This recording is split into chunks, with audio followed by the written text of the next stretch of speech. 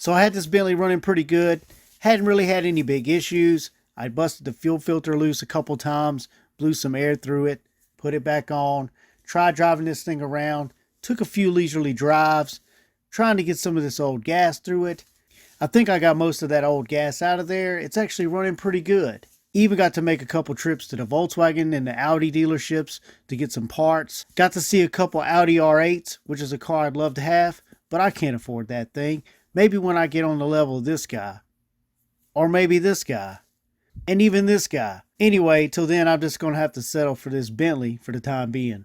So I felt comfortable enough with the car running good that we actually took it out and we actually checked out some of the Christmas lights, some of the most popular ones in town. We even got to see Santa on a motorcycle. How cool is that? So it seems the oil change actually took care of our top end noise issue. Take a listen to this.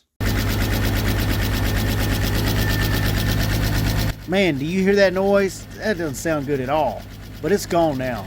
So I started having an issue with the car where it was cutting off on me and hesitating, and I suspected a fuel issue. So what I decided to do was go ahead, take that fuel filter that we blew the air through, and go ahead and put a brand new fuel filter on there and see if that would solve our problem.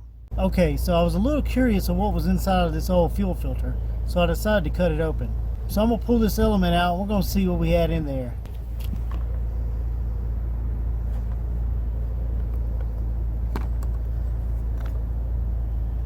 Now this is actually the first fuel filter, the original fuel filter that was on there. As you can see, it's a little dirty. It got a little messed up when I cut it, but that's where that's from. You can see there's a little bit of water on there. This thing's been sitting outside for a few days. Man, you can see this thing's kind of unravels here.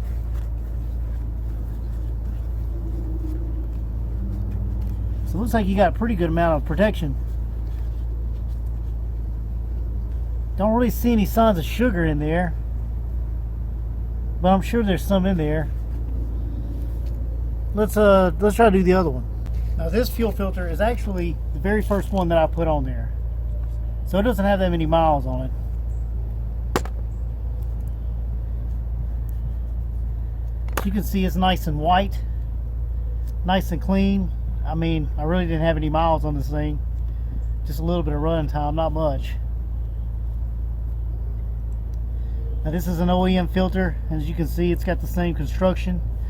Now for some reason this one, I can't really just pull it apart like the other one.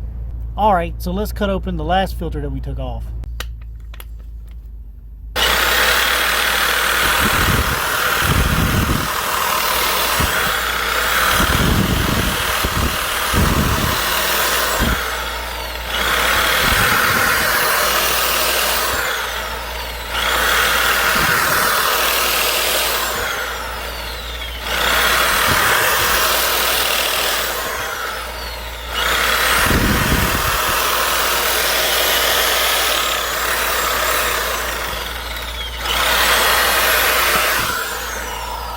So this is the last and final fuel filter that I took off.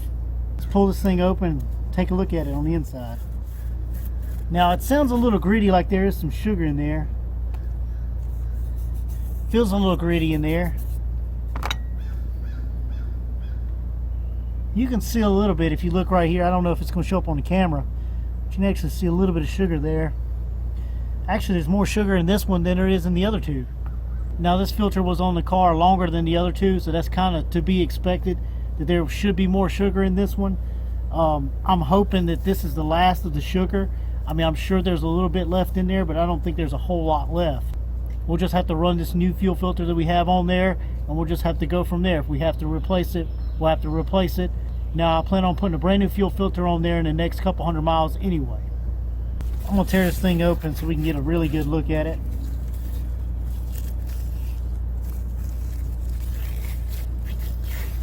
Yeah, this thing's got a bunch of sugar in it. Very, very fine. I don't know if that's going to show up on camera, but very, very fine pieces of sugar throughout this whole filter element.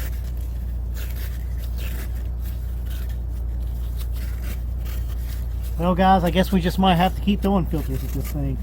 So far so good. The car seems to be running fine. Don't have any more of that hesitation. Don't have it shutting off on me anymore. If that's just what we have to do is keep throwing fuel filters at this thing, I guess that's what I'm going to have to do. Apparently blowing it out, it's not going to get those fine grains of sugar out of there. So I'll go ahead and stock up on a bunch of fuel filters. Like I said, I planned on changing them every couple 100 miles anyway. But I'm just going to get a few on hand. So if I do have any problems, I'll just come out here and swap one out real quick.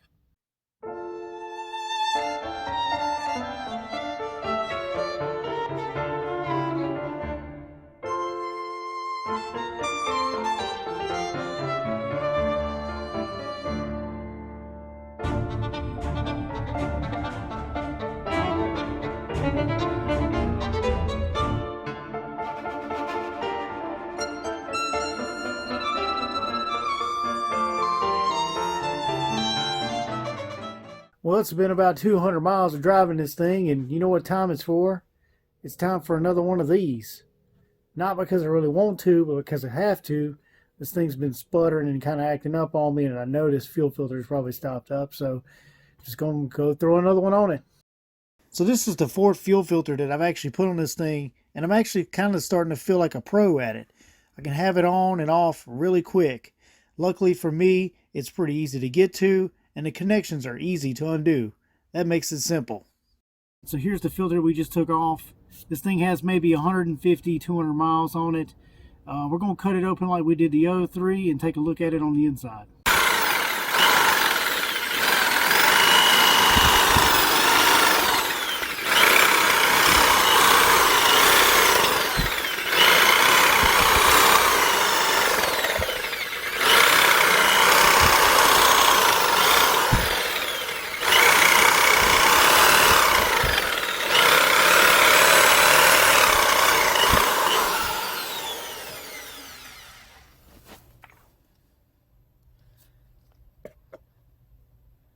Now this filter right here has got a little bit different design than the other ones that we took apart. Now, this is an aftermarket one. This is not a factory one. And it really doesn't look that bad. I don't really see any signs of sugar here. Not like, so to say, the other ones.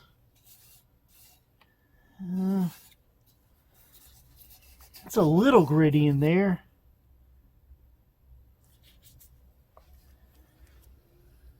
It's a little gritty in there. I'm not sure if that's from actual cutting it apart or what.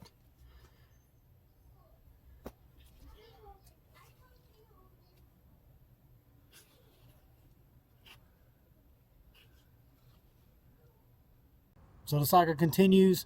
We got the new fuel filter on there. We're just going to have to keep driving this thing around and getting some of that gas back through there like we've been doing.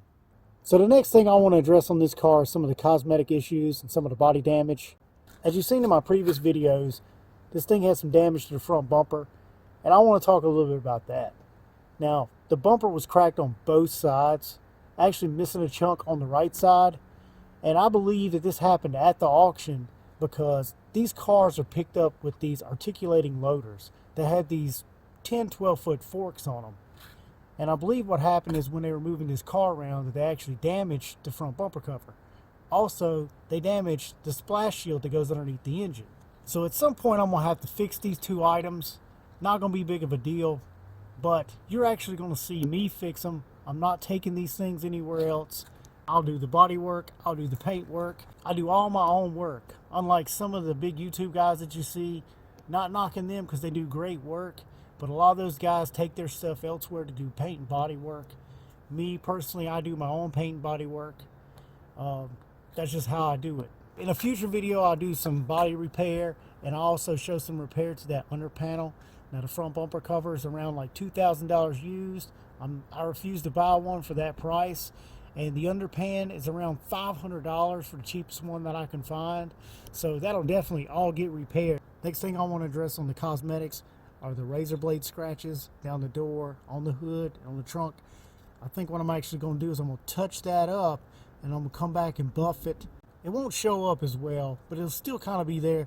I don't really want to get into painting this whole car. It's just a lot of work, a lot of time, a lot of effort. I feel if I touch it up, it'll be just as good. It'll look decent. Make sure you check out my other videos on this Bentley. Like, share, and comment below. Also, make sure you click on that subscribe button, click the bell, and if you're not already, make sure you're following me on Facebook and Instagram.